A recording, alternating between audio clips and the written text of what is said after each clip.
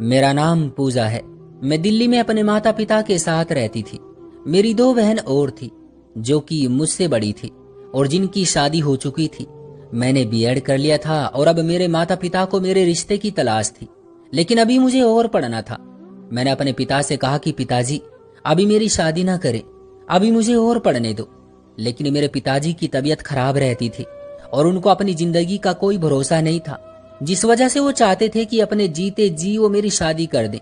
उनकी ये सोच भी काफी हद तक ठीक ही थी। उन्होंने रिश्ते वाले से मेरे लिए रिश्ता लाने के लिए कह दिया और वो आए दिन कोई ना कोई रिश्ता ले आता था। एक बार मेरी बड़ी बहन के घर से भी मेरा रिश्ता आया, लेकिन मेरे पिता को वो लोग लालची लगे, इसलिए मेरे पिता ने उनको मना कर दिया। मेरे पिता चाहते थे कि मेरी शादी एक बहुत अच्छे परिवार में हो, इसलिए वो काफी जांच पड़ताल के बाद लोगों को घर बुलाते थे।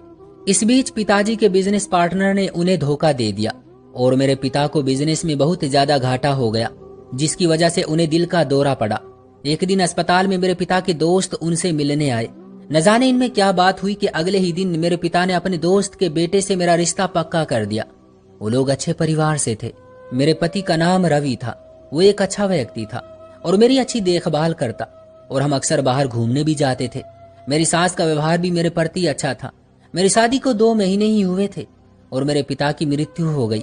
मेरे ससुर ने मेरे पिता का सारा बिजनेस संभाल लिया था। इससे मुझे भी कोई आपत्ति नहीं थी, क्योंकि मुझे उन पर भरोसा था कि वो मेरे साथ व्यापार में कोई धोखा नहीं करेंगे। जैसे जैसे दिन बीत गए मैं अपने जीवन में बहुत खुश थी, लेकिन मुझे क्या पता था कि मेरी खुशी को किसी की नजर लगने वाली है।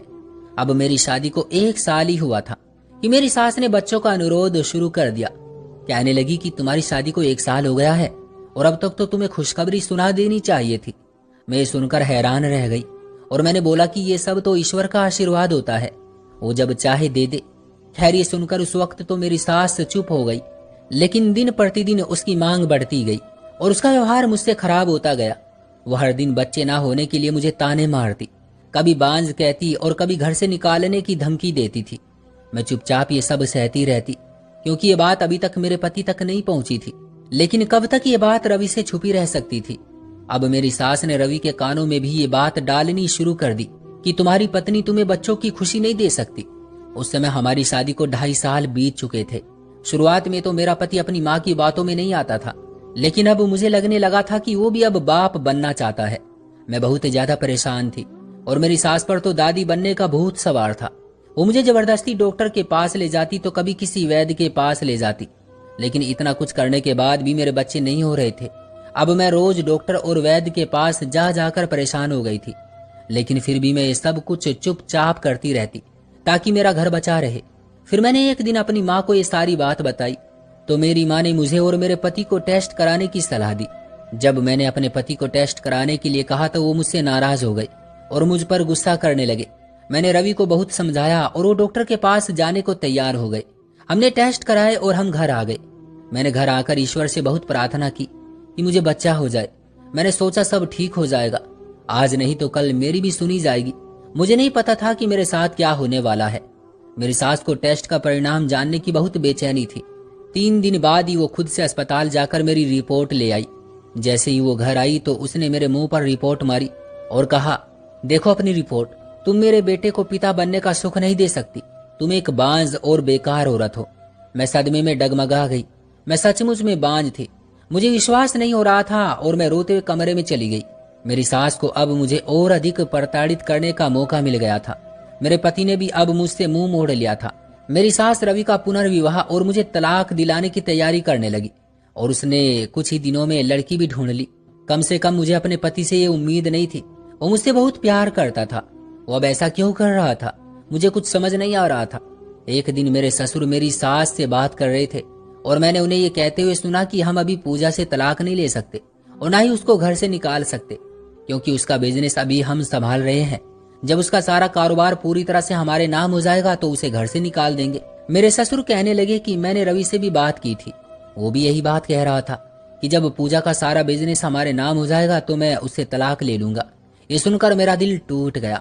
मेरा दिल बस यही चाह रहा था कि मैं ये घर छोड़कर चली जाऊं, लेकिन मैं अपने घर जाकर भी क्या करती।